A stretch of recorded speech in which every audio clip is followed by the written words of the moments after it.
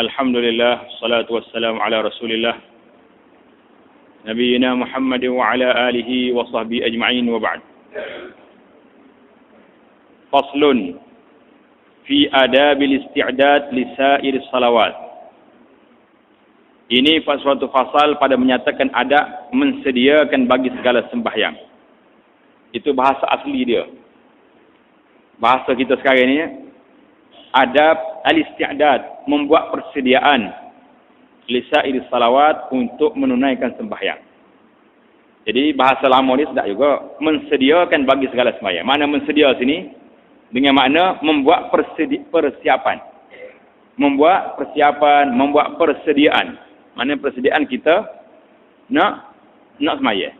Itu maksud dianya membuat persiapan, mensediakan. Maksud membuat persiapan.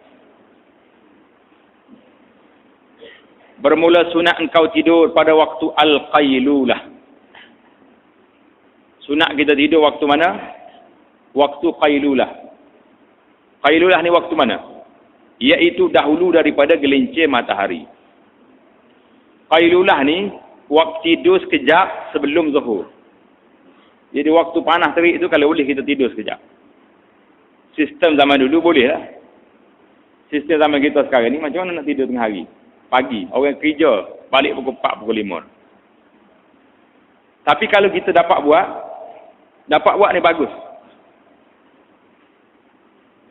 Dahulu daripada gelincir matahari, tujuan apa kita tidur ni? Tujuannya, kerana tidur pada waktu itu menolong akan bangun pada malam. Kerana mengerjakan sembahyang tahajud. Jadi tidur qailulah ni walaupun sekejap, tapi dia memberi satu tenaga untuk kita bangun sembahyang tahajud. Ini penting. Tapi orang sekarang ni tak tidur qailulah pun tak apa dah. Sebab tahajud pun tidur juga, tak bangun tidur. Jadi kalau qailulah pun tidur, malam karya pun tidur pula tak ada tahajud, ada arti. Tak ada arti lagi lah. Jadi baiklah. Kalau kita boleh tidur ni untuk bangun sembahyang tahajud, barulah dia kena tidur. Atau kerana berjaga pada sesuatu berbuat kebajikan yang lain daripada sembahyang tahajud. Jadi kalau kita tak sembahyang tahajud, tapi kita nak jaga malam kerana nak buat suatu kebajikan. Nak jaga daripada kita ni dikawal, dimasuki oleh musuh. Ataupun nak berjihad daripada diserang oleh musuh. Sebagainya. Kerja-kerja malam, jadi bagus kita tahajud sikit. Kita qailulah sedikit kerana untuk ambil tenaga bangun malam. Adapun tidur pada waktu itu dengan tiada berbuat ibadat pada malam, maka iaitu seperti orang makan sahur dengan tiada puasa. Betul tak? Mana kalau qailulah tidur, malam tak bangun juga, samalah seperti orang sahur, bangun sahur tengah malam, makan kenyang-kenyang, puasanya tak. Jadi tak ada arti. Baik dia tidur terus, bangun makan pagi esok, sarapan pagi. Lebih baik daripada duduk bangun tengah malam, ngatuk. Itu ibarat Tuan Syekh kita ni. Maka iaitu tiada berfaedah.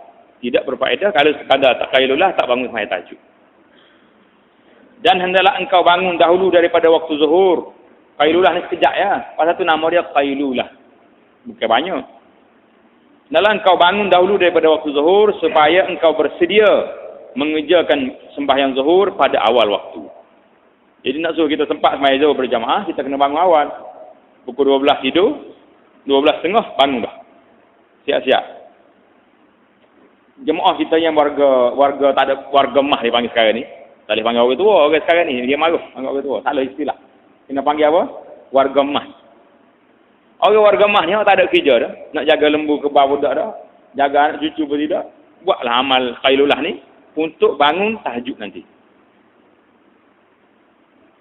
Setelah itu maka engkau mengambil air sembahyang. Tengok. Dia ajar satu persatu kita.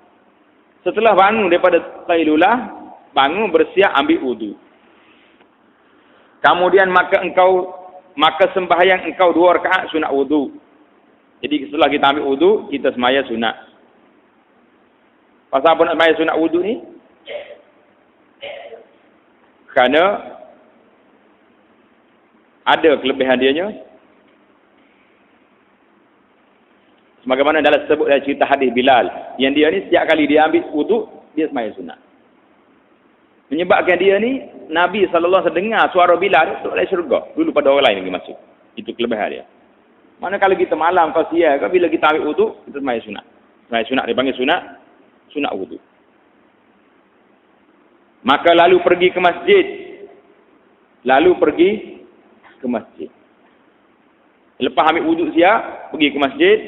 Dan apabila sampai ke masjid, maka sembahyang engkau 2 rakaat tahiyatul masjid. Bila sampai ke masjid, jangan duduk buat tangga.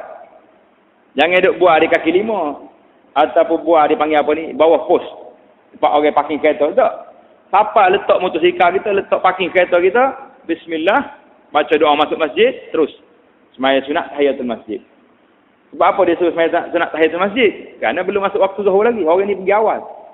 Itu maksud dia.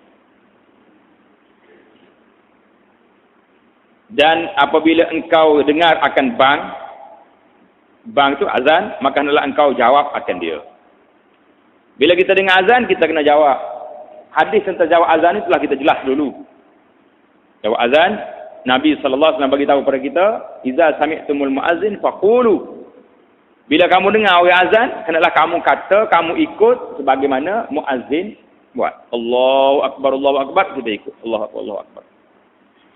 Setelah selesai, jawab pula, doa pula, Allahumma rabb hadhihi ad-da'wati tammah wa salatil qa'imah, sampai ke akhir ini. Kalau kita buat benda ni, buat amalan ni, jawab azan serta berdoa selepas azan ni untuk minta kuasa syafaat Nabi, dapat pahala apa kita?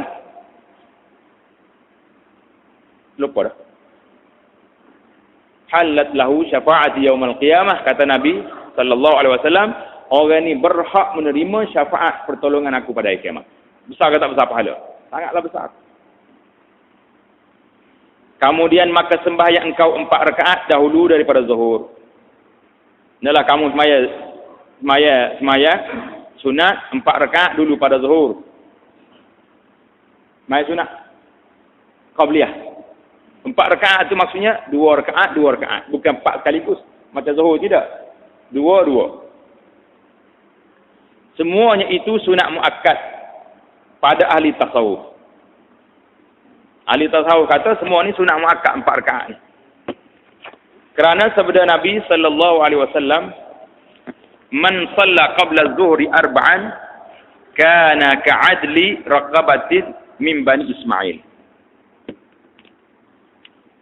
Artinya barang siapa sembahyang dahulu daripada zuhur 4 rakaat, nescaya adalah ia seperti memerdekakan seorang hamba daripada anak Nabi Ismail. Tanda di situ, hadis ini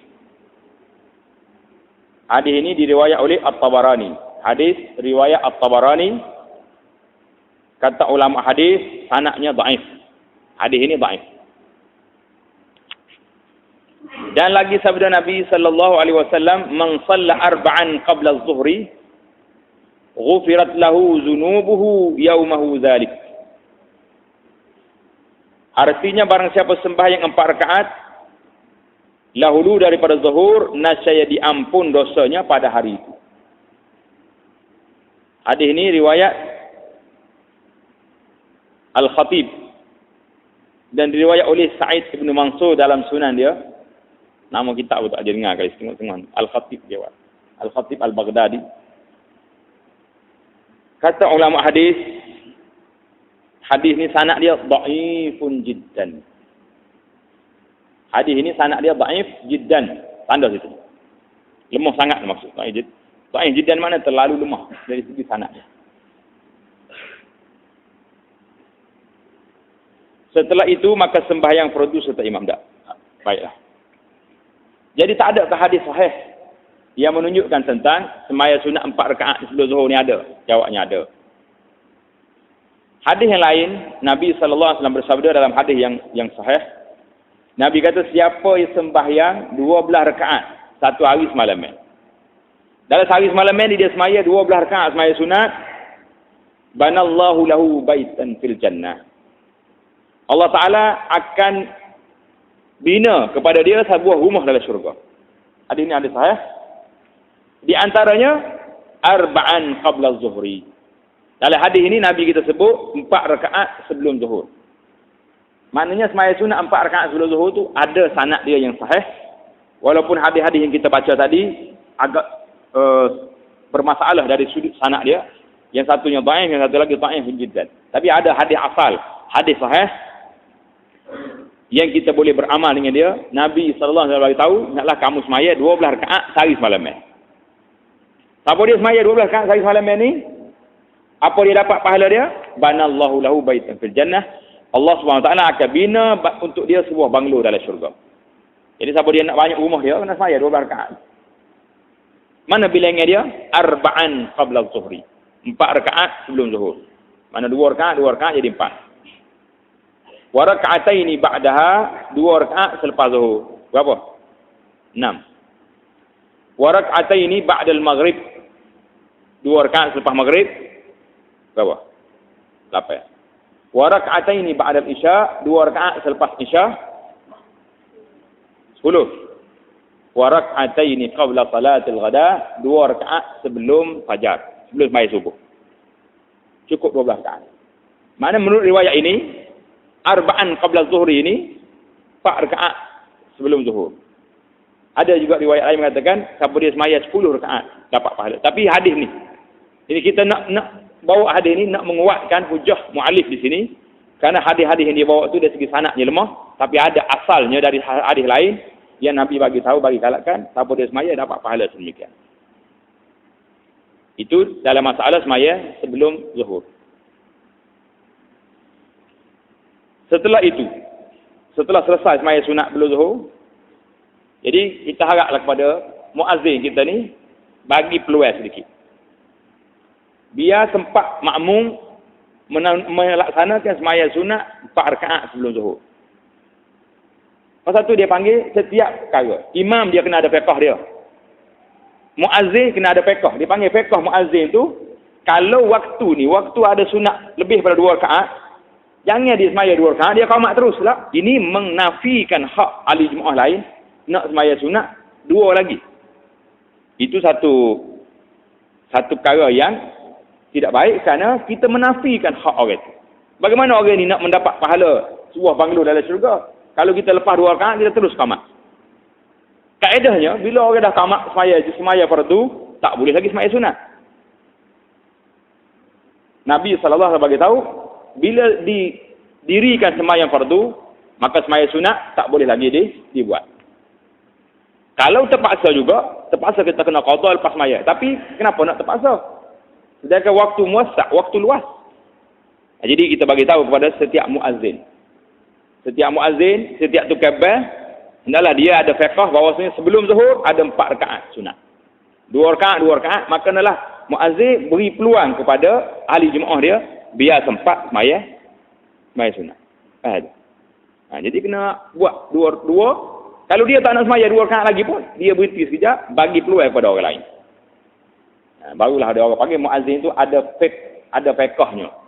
Kalau tidak muazzin sekadar nak lawak azan saja, orang panggil tak ada fiqh dalam masalah ini. Itu cara dia. Setelah sembahyang fardu serta imam, kemudian maka sembahyang engkau 4 rakaat kemudian daripada zuhur. 4 rakaat lagi kemudian daripada zuhur, kerana sabda Nabi sallallahu alaihi wasallam, man hafaza. Ibu bagi baik-baik. Kalau hadis sahih ni kita baca sedikit. Man hafaza ala 4 raka'atin qabla az-zuhri. Ala 4 raka'atin qabla az-zuhri wa 4 ba'daha harramahu Allahu 'alan nar. Maksud dia, artinya barang siapa memeliharakan atas sembahyang 4 rakaat dahulu daripada zuhur dan 4 rakaat kemudian daripadanya, nescaya diharamkan Allah akan jasadnya. Itu dari atas api neraka. Itu hadis ini kita tanda. Hadis ini riwayat At-Tirmizi. Hadis ini man hafaza ala 4 raka'atin, hadis riwayat At-Tirmizi. Sanad dianya sahih. Ada situ riwayat Tirmizi, sanadnya sahih. Maknanya gabung hadis ni dengan hadis 12 rakaat sehari semalam tadi cukup kuat untuk kita beramal nak menunaikan sembahyang 4 rakaat sebelum zuhur dan 4 rakaat lagi selepas zuhur.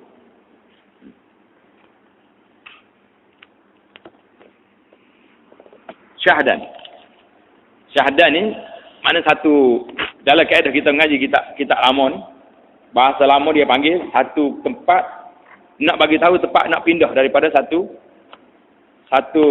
perbincangan kepada perbincangan yang lain. Itu mana syahadat.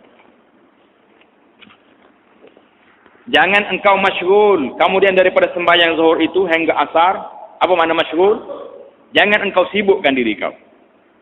Kemudian daripada sembahyang zuhur itu hingga asar, melainkan dengan belajar ilmu yang memberi manfaat pada agamamu atau menolong atas yang mubah. Ini arahan daripada kitab kita ni. Dia kata lepas sembahyang zuhur jangan buat kerja lain. Sama ada menuntut ilmu ataupun menolong atas perkara yang mubah, yakni perkara yang harus kita buat, yang boleh dibuat, seperti berkhidmat kepada fuqaha yang salihin. Kalau kita ni talib, kita khidmat kepada guru-guru kita, khidmat kepada ustaz kita, khidmat kepada orang-orang yang saleh. Nampak ada ramai di masjid tu, apa dia perlu makan ni, cari makan ni bagi dia. Apa dia perlu khidmat, kita tolong. Dan berkhidmat kepada ulama ahli tasawuf. Manakala ada ulama tasawuf, orang yang warak-warak, kita khidmat kepada dia. Kalau ada pokok tasawuf yang dakwa zaman kita sekarang ni, dakwa ahli tasawuf, tapi tak tahulah ke mana. Amo ingat Allah yarham tuan guru kita ni pernah dijemput bertemu dengan seorang syekh tarekat besar. Dia pun dengan penuh berkhabar-khabar, penuh semangat nak pergi temu engkau tok syekh tarekat ni. Orang dia panggil orang hebat dalam tasawuf ni, ahli tasawuf. Berjumpanya di Kota Baru. Bila pergi, orang bagi tahu dia Tok Guru, dia panggil Tok Guru pada tuan guru kita. Dia kata, Tok Guru, ni lah Tok Syekhnya. Allah. Nampak pakaian tu hebat, tapi rokok ni tak putus-putus tangan kepung duk isap rokok. Saya kata biarlah, aku tak jadi ahli tasawuf pun tak apa. Kalau setara ni punya kehebatan, pakai klik gitu. Maknanya ahli tasawuf ni maksudnya orang yang betul-betul warak, takut pada Allah SWT, akhlak yang mulia. Jadi kita khidmat. Kalau sekolah tasawuf nak kata tekok sebeh besar ya. Lepas tu dari segi akhlaknya, dari segi syariatnya tak tahu mana, entah sudah main tasawuf lah. Dan berkhidmat kepada guru kita, dan seperti berkhidmat kepada yang lain daripada mereka itu, iaitu segala orang Islam. Semua sekali khidmat yang kita boleh bantu orang, kita buat. Atau kalau tak ada kerja ni, masyghul. Mana masyghul tu sibuk engkau dengan buat kerja apa? Dengan membaca Quran. Atau kita kerja, selepas main zuhur kena balik ke pejabat balik. Pukul 4 baru habis waktu. Masyghul engkau dengan berusaha mencari belanjamu yang menolong dengan dia atas agama kamu. Tak ada masalah. Ikut kategori mana. Yang pentingnya kamu telah semaya zuhur berjamaah. Kamu telah pun melaksanakan semaya sunat sebelumnya dan selepasnya. Kamu dia pergilah. Kalau orang kena kerja, balik semula ke pejabat dia. Kalau orang hak mengaji, pergi mengaji dengan tok guru dia. Kalau tak ada kerja lain, khidmat umum yang boleh membantu menaikkan taraf kita di sisi Allah Subhanahu Wa Taala. Jadi sekarang ni, mana dalam kitab kita ni cukup luas perbincangan dia. Sama ada kalau hantar ni orang kerja, balik semula ke tempat kerja. Kalau pejabat, balik ke pejabat. Kalau orang pekebun, balik ke kebun dia. Tengok tempat masing-masing. Tapi ingat, maka apabila masuk waktu asar, maka sembahyang engkau 4 rakaat dahulu daripada sembahyang fardu asar. Dulu pada fardu asar ada pula sunat 4 rakaat. Iaitu sunat muakkad pada ahli tasawuf. Pasal apa? Syekh kita ni rahimahullah taala dia kata sunat muakkad di sini menurut ahli tasawuf. Sebab ahli fiqhnya sunat muakkad tu hak dia bila tadi lah 12 rakaat tadi. Berbezanya 2 rakaat sebelum zuhur tadi. Dalam tu dalam hadis tadi ada ke sebelum asar? 2 rakaat sebelum asar tak ada, tak masuk. Pasal tu tuan Syekh kita kata 4 rakaat di sini muakkad di sisi ahli tasawuf. Tidak di sisi alul fiqh ataupun alul hadis. Alul hadis dia berdasar kepada apa beza antara sunat muakkad dengan tidak muakkad. Sunat muakkad ni sunat yang Nabi SAW mulazamah. Sentiasa buat sunat ni. Tak tinggal-tinggal. Itu maksud sunat muakkad. Yang tidak muakkadnya, Nabi tidak muwazabah. Dia suruh buat, tapi dia tidak sentiasa buat. Macam ni. Jadi, kita tahulah di sini, sunat muakkad di sini, di sisi siapa? Di sisi ahli tasawuf. Kerana sabda Nabi SAW, rahimallahu abdan, salla arba'an qabla al-asri. Boleh buat lagi. Rahimallahu abdan salla arba'an qabla al-asri. Rahimallahu abdan salla arba'an qabla al-asri. Artinya memberi rahmat Allah Ta'ala akan hambanya yang sembahyang 4 rakaat dahulu daripada fardu asar.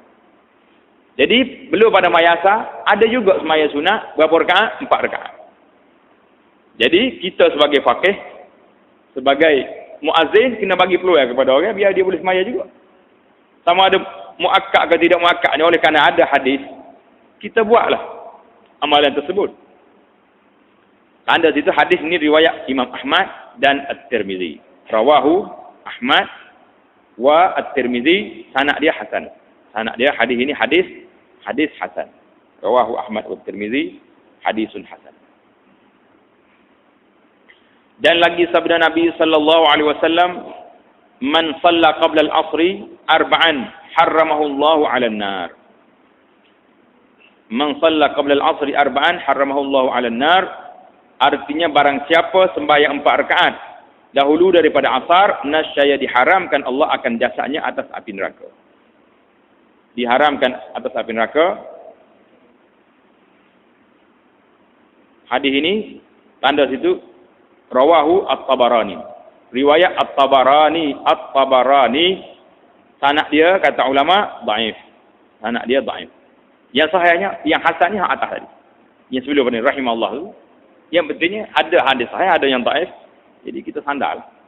Yang sahih itu kita sandar kepada, yang dhaif itu sandar kepada yang sahih. Boleh buat. Dan saya kiranya jangan engkau tinggalkan akan yang demikian itu. Hendaklah jangan engkau tinggalkan 4 rakaat sebelum zuhur ini supaya engkau dapat rahmat yang didoakan oleh Rasulullah sallallahu alaihi wasallam bagi orang yang mengerjakan yang demikian itu.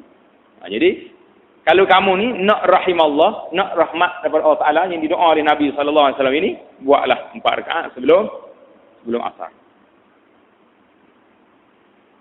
Sesat sembahyang asar apa kita nak buat pula? Jogging. Ya, ada budak ni kata jogging. Nak oyaknya masuk dalam kepala dia tu jogging kau ni pasar. Ni zaman sekarang ni, zaman dia panggil zaman globalisasi ni. Baik. Maka apabila selesai engkau daripada sembahyang fardu asar itu, maka jangan engkau masyghul melainkan seumpama yang dahulu. Jangan duk sibuk kecuali seperti yang dahulu tadi. Iaitulah yakni hendaklah engkau mengerjakan kemudian daripada zuhur dahulu. Seperti Maya Zuhur lah, sama ada pergi belajar, sama ada pergi cari rezeki, sama ada membantu orang. Yang pentingnya buat benda baik. Orang zaman dulu tak ada bagi dia istilah jogging-jogging ni. Kok jogging ni, orang tak ada kerja seperti kita lah ni. Orang lah ni tak ada kerja. Pasal itulah, bila ada kebun, ada tanah, tak buat kebun. Dianya, nak suruh peluh, duduk hunggar ke tepi jalan. Nyo hari tak ada kerja. Kalau lagi menyaku, ubi boleh makan. Enggak boleh. Pisau boleh makan? Boleh. Sekarang ni sibuk, krisis. Dunia sekarang ni makan yang tak cukup. Kalau buat jogging, terpakat pergi menambah belakang-belakang pergi nyaku lagi tanah dia. Banyak menguraikan masalah tersebut dah. Tapi silap kita, pergi cari benda-bendanya. Tak tahu ke mana. Boleh jadi orang putih negeri dia, tak ada kebun dia. Dia pasal kena jogging tepi sungai. Tepi jalan. Kalau kita ni ada kebun, ada tanah luas, ada jogging juga. Macam mana? Lagu mana cerita jadi tak tahu. Pakai ikut orang dah. Orang buat jogging, dah jogging atas. Nampak hebat kita. Jadi Syekh kita kata kamu buat seperti arahan dia lepas maya zuhur tadi, seperti menuntut ilmu yang beri manfaat pada agamamu, atau menolong kebajikan kepada segala manusia, atau berbuat ibadat yang sunat seperti membaca Quran dan segala aurat. Apa makna segala aurat? Baca segala wirid. Lepas maya asar ni, sebelum kita berjalan, sebelum kita pergi mana-mana ni, seboleh-boleh mungkinnya biarlah kita selesai dulu baca wirid kita lepas asar. Yang kita sebut sebagai al-maksurat, bacaan waktu pagi dan waktu petang. Lepas asar ni biar kita boleh baca. Wirid yang waktu petang. Bila habis tu barulah kita keluar. Kalau nak suruh peluh sikit ke, nak jogging ke, nak pergi menyaku. Tapi biar dapat ke sana. Kalau kita boleh kekal, kita sebagai seorang yang nak naik taraf wali, besar tak boleh naik dah. Kalau kata sebab saja tekak nak jadi wali, tak jadi. Orang panggil wala. Tahu wala?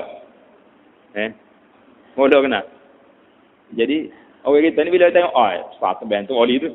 Tak pakai baju cari, tu taraf dia wali duduk situ. Bukan.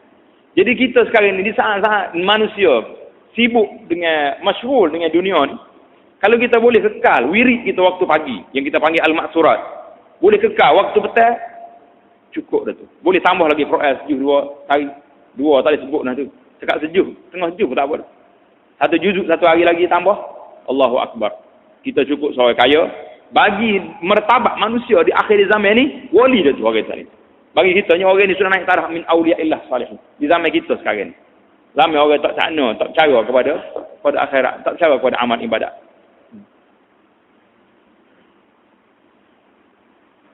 Apa ni? Seperti membaca Quran dan segala aurat. Aurat itu mana baca wirid-wirid. Atau berusaha kepada segala sesuatu yang bawa kehidupan dalam dunia yang menolong kepada akhirat. Buatlah apa pun yang boleh membantu ke akhirat, kita buat. Kita nak suruh peluh, tak payah unggal tepi jalan. Bawa sapu-sapu, bawa caku, bawa apa-apa pergi tebah. Gitu dulu bersih kubur, gitu dulu bersih rumah-rumah kak. Apa saja benda-benda yang boleh memberi manfaat kepada dunia yang bawa kepada akhirat. Dan hendaklah engkau tentukan bagi tiada waktumu itu akan bahagian daripada auratmu yang tertentu. Jadi arah hadiahnya, setiap masa tu ada wirid dia yang tertentu. Wirid kita waktu pagi, maksurat, zikir pagi. Wirid waktu petang, zikir waktu petang. Sudah ada dah, format sudah ada. Sekira-kira tiada lalu tiada aurat yang tertentu pada satu waktu itu kepada lainnya, supaya nyata bagimu berkat segala waktu itu. Mana setiap masa, setiap waktu ni, biarlah lidah kita sentiasa berwirid, sentiasa berzikir. Sentiasa berwirid, berzikir. Nak masuk dalam rumah, baca bismillah. Sudah masuk dalam rumah, nak masuk tandas, baca doa pula. Keluar baca lagi, ambil wuduk, baca doa.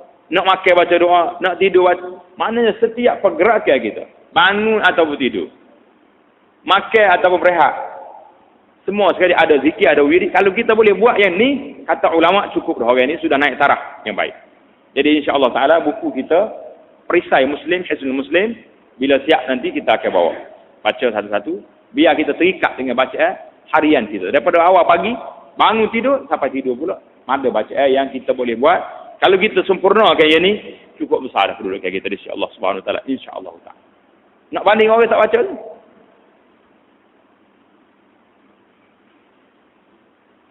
Supaya nyata bagimu berkat segala waktu itu, seperti yang hamba sebutkan segala aurat itu dalam risalah yang bernama Urwatul Wuthqa fi silsilatil waliyil atqa Sayyidi Syekh Muhammad As-Saman. Jadi Syekh kita ni dia cerita tarekat yang dia buatlah, tarekat Saman. Yang kita sekarang ni kita anjur tak payah ambil tarekat-tarekat dah, kita terus pada apa bacaan yang diajar oleh Nabi sallallahu alaihi wasallam. Kita nak bertarekat macam mana lagi? Tak ada masa, sibuk. Jadi kalau kita ambil terikat dengan Nabi bagi tahu, itu tak banyak sangat. Cukup dengan masa kita ada ni, dengan kesibukan kita ada ni, pada waktu. Bersalahan jika tiada engkau tentukan akademikian itu, terkadang terbuat dan terkadang tiada terbuat. Mana wirid kamu ni, kalau kamu tak khususkan waktu, hari ni kamu buat, 10 hari tak buat. Pasal tu kita kena khususkan. Lepas subuh, macam mana nak habiskan maksurat lepas subuh? Mesti sebelum kita bagi tahu. Sebelum aku keluar ke pejabat, 15 minit, 20 minit ni mesti aku duduk dalam bilik baca doa. Lepas asar macam begitu juga. Kalau tidak, kalau kita tak buat waktu gini, sambil-sambil berjalan, tak jadi. Kalau kita jalan, tak jumpa orang, tak apa. Tengah duduk berjalan, jumpa orang saya. Assalamualaikum, waalaikumsalam. Mari. Cari teh tarik. Pakon habis wirid kita. Berau, masuk dalam teh tarik habis. Nyelepak ngoti cana pula, habis cerita dah. Klik-klik mari, maghrib dah. Habis dalam masa. Jadi kita kena khususkan masa, jadual tetap untuk menghabiskan wirid pagi dan wirid petang. Jadual tetap mesti kena buat. Kalau tidak, sekali kamu buat dan terkadang tiada terbuat. Kalau kita bimbangnya takut sekali buat, kalau tak buat berapa kali? 10 kali tak buat. Itu berat. Maka yang demikian itu tiada nyata berkat waktumu itu. La ilaha illallah. Ini kita takut. Tuai Syekh kita kata, sesiapa yang tak boleh ikut jadual dia. Wirid pagi tak habis, wirid petang pun tak habis juga, baca Quran pun tak dapat juga, orang ni sudah nyata tidak berkat waktu dia. Ya Allah. Takut tak takut kita? Takut. Mana waktu kita ni sudah pergi begitu saja. 24 jam pergi. Wirid pagi tak habis, wirid petang pun tak habis.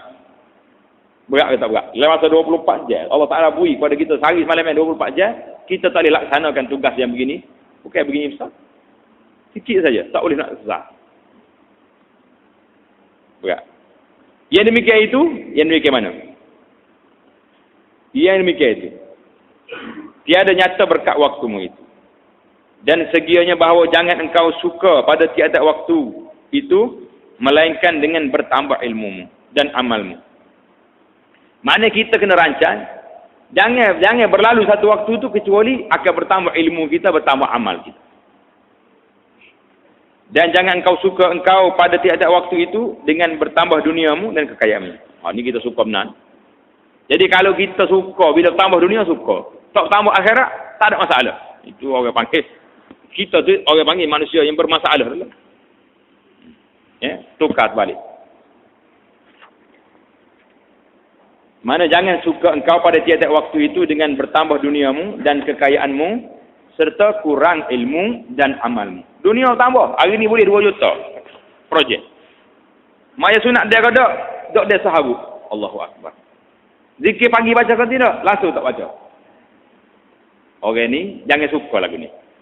Yang baiknya Rabbana atina fid dunya hasanah. Projek boleh, wa fil akhirati hasanah. Wirid yang kita rancang dapat kita baca dua-dua. Selesai. Maka apa faedah hidupmu dalam dunia pada bertambah hartamu padahal umurmu tiap-tiap ketika itu kurang. Dengan nasihat. Apa faedah kita tambah dunia? Hari-hari dunia bertambah. Umur kita semakin hari semakin hampir dengan kubur. Harta nak pergi mana? Harta nak bawa ke mana harta sekarang?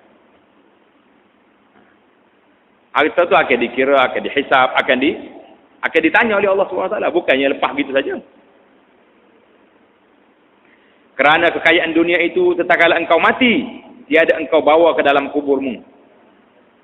Allahu Akbar. Harta banyak mana kita buat? Bawa ke dalam kubur ke tak? Tak bawa. Yang kita pergi sekali kita dalam kubur, apa dia? 3 helai kain yang pergi dengan kita. 3 helai kain putih. Warna kita suka atas dunia ni. Warna biru, warna hijau, warna kelabu, warna pink. Tak ada siapa buku kita warna tu. Tak ada lah wayak Imeh.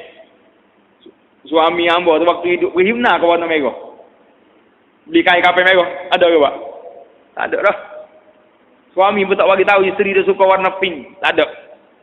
Nak ayatnya, warna kita pun orang tak pilih dah. Hak akan give sama kita dalam kubur 3 helai kain warna putih. Ada ke apa? Kain pula. Tak beli kain oleh jenis beli kain hak. Orang pakai kain kapal. Kain murah. Tiada engkau bawa ke dalam kuburmu harta tadi dan tiada bersama-samamu akan dikau dalam akhirat melainkan ilmumu dan amalmu jua. Hak masuk sekali kita dalam kubur di akhiratnya ilmu, amalan kita termasuklah sedekah kita, zakat kita, derma yang kita bagi, sumbangan itu saja. Hingga meninggalkan akan dikau oleh anak isterimu. Anak-anak kita saya dia je kambuh kita dalam tanah. Tak boleh akan kambuh kita dalam tanah. Anak kita lepas kambuh tu cium tanah kau. Tijak pula. Tidak tijak kena nak sukmah tanah. Tu hak paling saya sekali. Hak paling saya sekali atas dunia ni siapa dia kita saya? Anak. Kalau isteri saya ke suami. Suami saya ke isteri. Belum balas lah. Dia balas. Kau kita lakukan juga. Nak yang kita saya ni. Hak ni je tijak. Tanah. Atas kita sekali lagi. Ini bahaya. Mana cara mana kita sayang kepada keluarga kita. Tak boleh mengatasi sayang kepada agama. Anak isterimu dan segala taulanmu. Taulan tu mana kawan. Taulan maknanya kawan. maka tinggal engkau seorang dalam kuburmu, tinggallah kita seorang di dalam kubur. Maka ketika itu tiada dengan dikau melainkan amalmu saja. Yang ada bersama kita siapa? Amalan yang kita buat atas dunia. Dan jika ada amalmu itu yang kebajikan, nescaya engkau dapat akan dia kesenangan, lagi nikmat dalam kubur. Atas dunia ni kita buat benda baik, insya-Allah taala kita akan senyum dalam kubur kita. Kubur akan terbuka luas, seluas mata memandang. Kalau itulah dia sebut kubur ni imma raudhatun min riyadil jannah. Sama ada dia jadi taman syurga ataupun satu cawangan daripada cawangan neraka, wal iyad billah. Dan jika ada amalmu itu yang kejahatan, na'udzubillah, nascaya engkau dapat akan kesusahan, lagi seksa yang amat sakit. Allahu akbar. Minta berlindung kita daripada Allah daripada seksaan kubur, lebih-lebih lagi seksaan pada hari akhirat. Habis masuk neraka nanti, na'udzubillah. Jadi untuk mengelak benda ni, untuk nak menyelamatkan kita daripada inilah yang kita kena rancang masa kita, biar berkat masa kita. Cara mana nak berkat? Mesti semaya dengan waktunya, semaya sunat yang tidak tinggal, dan semaya dan zikir-zikir aurat-aurat yang kita kena baca, kita buat.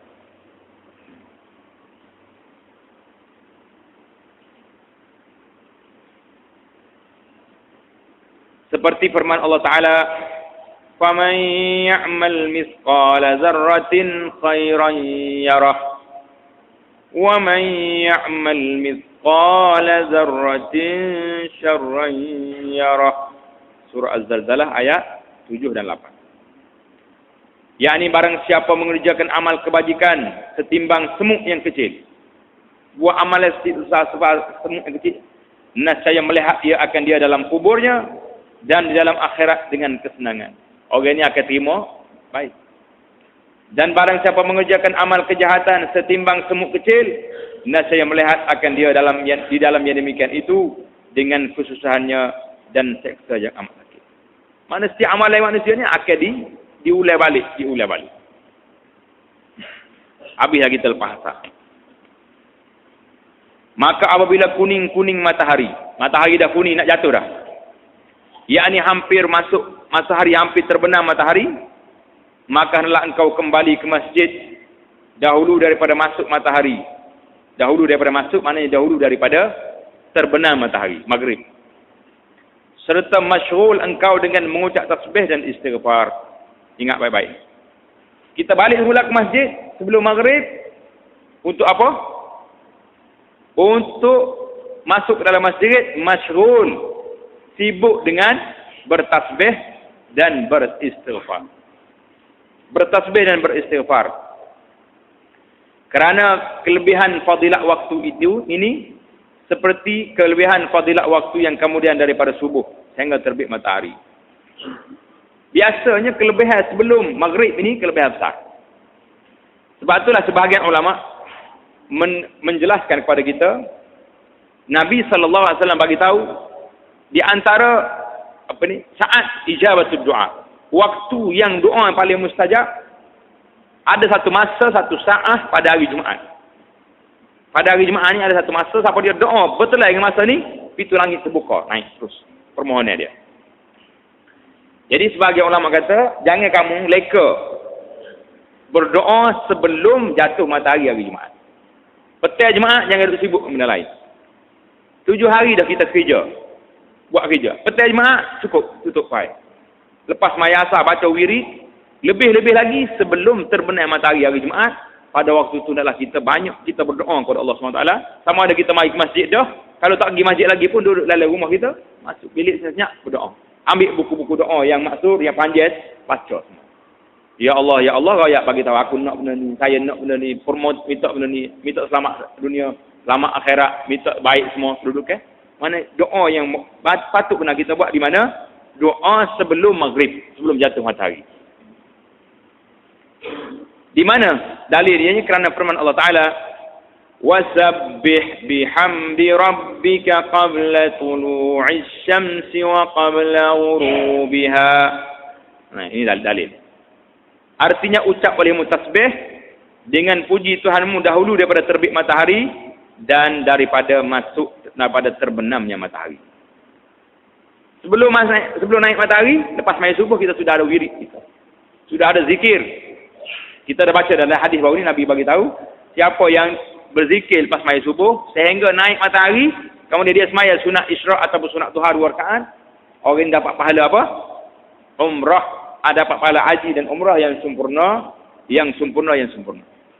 Jadi ayat Quran ini dia kapit yang kedua, qabla tulu'isy syamsi wa qabla ghurubiha, dan termasuk dalam waktu yang baik ini juga sebelumnya terbenam matahari. Pasal itulah mana-mana ahli jemaah muslimin dan muslimat yang mari ke masjid sebelum maghrib, jangan duduk tunggu di kaki lima. Jangan duduk tunggu di bucu masjid. Masuk dalam masjid ni bertasbih dan beristighfar kepada Allah, berdoa kepada Allah SWT. Waktu tu waktu cukup baik. Qabla tulu'isy syamsi wa qabla ghurubiha, dalam ayat Quran jelas. Jadi kalau kita waktu mari awal ada masjid tapi duduk buah juga, sangat kerugian besar lah kita ni. Rugi tak rugi? Rugi. Pahala tak dapat. Waktu yang fadilat pun kita terlepas. Yang kita dapatnya apa? Kalau buat kosong-kosong saja, boleh kosong. Tapi kalau buat cara haram, boleh apa? Boleh dosa. Itu semuanya dalam keadaan bahaya. Kedudukan begini mesti kita murnikan balik suasana gini. Biarlah kita pergunakan masa yang ada ni sebaik mungkin. Dan baca olehmu dahulu daripada masuk matahari itu, sebelum masuk maksudnya sebelum terbenam matahari. Tanda masuk, yakni sebelum terbenam matahari. Surah Asy-Syamsi wa Duhaha dan wal laili idza yaghsha dan qul a'udzu birabbil falaq dan qul a'udzu birabbin nas. Maknanya zikir waktu petang di antara yang dianjurkan surah-surah ni kita baca. Jadi kita tahu dah dalam hadis lain Nabi kita suruh baca waktu petang surah qul huwallahu ahad 3 kali, qul a'udzu birabbil falaq 3 kali, qul a'udzu birabbin nas 3 kali. Dan hendaklah masuk matahari itu, terbenam matahari itu padahal engkau sentiasa dalam mengucap istighfar. Biar matahari jatuh, kita sedang beristighfar. Yang kita tak boleh waktu itu apa dia? Semaya tak boleh. Yang tak bolehnya Nabi kita sallallahu alaihi wasallam larang sebelum terbenam matahari tak boleh semaya sunat. Kecuali sunat tahiyatul masjid. Orang masuk untuk tahiyatul masjid boleh. Tapi nak semaya sunat mutlak tak boleh. Kenapa tak boleh? Kerana syaitan tu dia duduk tunggu nak sembah matahari turun jatuh. Matahari turun, dia tunggu nak sembah situ. Jadi nak suruh beza di antara kita dengan syaitan. Jangan sembah. Jangan sujud waktu itu. Jadi kita sesujudlah. Kita buat apa? Baca zikir, baca istighfar, baca tasbih dan baca lain yang sepatutnya. Maka apabila dengar engkau akan bang maghrib, maka jawab olehmu. Bila azan maghrib, kita jawab. Kemudian baca olehmu, Allahumma inni as'aluka inda iqbali laylika wa idbari naharika wa huduri salawatika wa aswati du'aika an tu'tiya Muhammadan al-wasilata wal fadilata wal syarafa wad darajata al-'aliyata ar-rafi'ah wa ba'athu al-maqama al-mahmuna lilladhi wa'adtahu ya arhamar rahimin. Ini doa ni bila lepas azan kita baca yang ni. Yang pentingnya kita sudah belajar ada doa lepas azan yang telah diajar sendiri oleh Rasulullah sallallahu alaihi wasallam. Setelah itu maka sunat engkau sembahyang 2 rakaat dahulu daripada sembahyang fardu maghrib. Ini timbul persoalan. Ada ke tidak sembahyang sunat sebelum maghrib? Ada sahabat-sahabat kita biasa orang tanya, kerana sebahagian ustaz dia kata tak boleh sembahyang sunat sebelum maghrib. Kerana tak ada. Ada ke tak ada?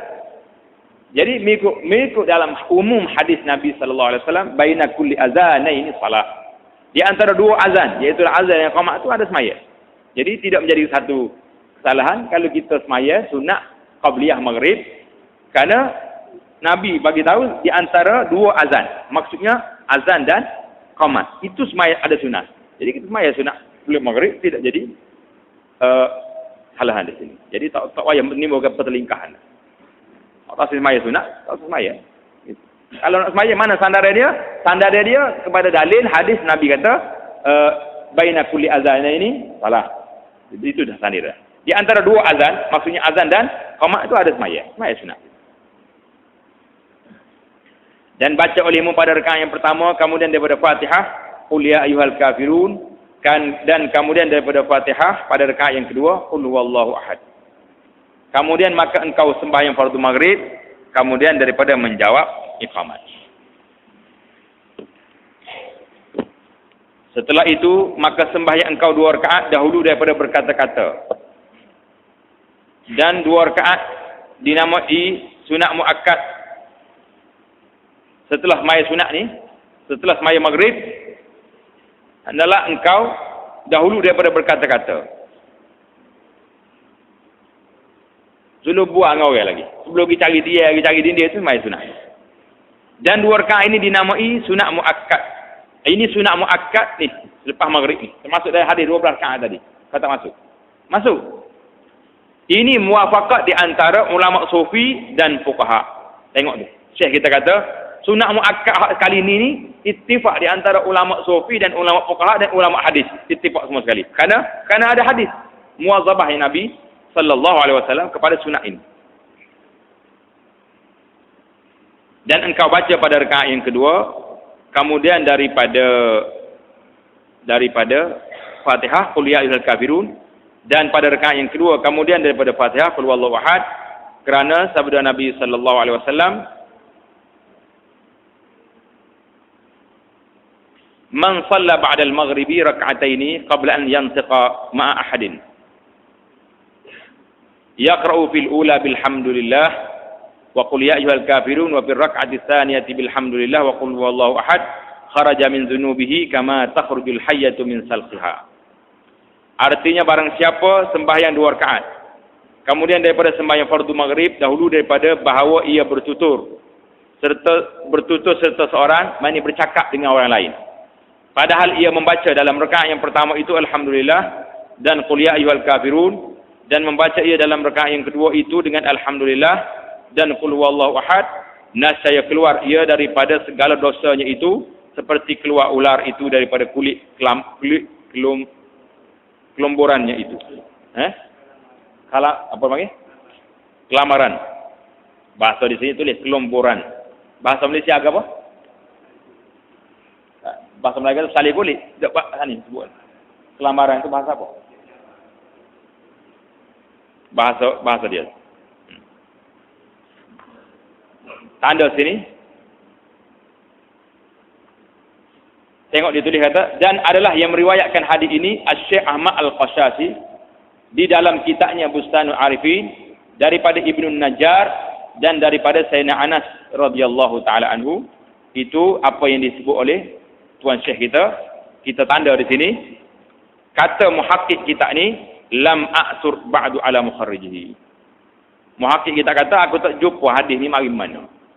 Tak tahu dia ambil di mana. Tuan Syekh kita kata dia ambil daripada kitab Bustan Arifin yang ditulis oleh Syekh Ahmad Al-Qashasi daripada Ibnu Najjar daripada Anas.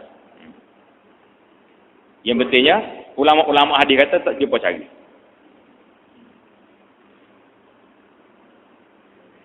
Lapak ni lah lapak sana. Lapak yang dibawa oleh muallif ni. Kalau lapak lain ada. Lapak lain ada dia kata siapa dia semaya lepas maghrib sebelum bercakap 2 rakaat. Dalam riwayat lain kata 4 rakaat. Rufi'at salatu fi 'illiyin, diangkat kesemayanya di 'illiyin. Tapi dia kata hadis ni hadis mursal sebagaimana diriwayat daripada Makhul. Jadi kata di dalam kitab Mishkatul Masabih dan juga At-Targhib At-Targhib, kata ulama hadis ni dhaif. Tapi hadis bawah tadi man shalla yang dibawa oleh muallif ini, ulama-ulama hadis kata Al-Manawi di antaranya dia kata lam a'sur ba'du ala mukharrijihi, aku tak jumpa dalam kitab hadis. Jadi tanda di tepi itu kata ulama tidak bertemu hadis ini dalam kitab hadis. Wallahu alam. Jadi kita serah pada tuan Syekh lah dia. Boleh jadi dia jumpa ulama-ulama hadis tak temu dengan sanad hadis. Ini kita nak kata macam mana tak? Kita buat setakat yang kita mampu sajalah. Dan kemudian daripada sembahyang 2 rakaat ratib itu, 2 rakaat ratib itu 2 rakaat sunat ba'diyah tadi, maka engkau sembahyang 4 rakaat atau 6 rakaat dan dinamai akan dia sunat awabin. Jadi kita berhenti setakat sunat awabin ini kerana perbahasannya agak panjang sedikit. Kita sambung lagi dalam perbincangan kita yang seterusnya insya-Allah taala. Jadi tanda di sunat awabin tadi.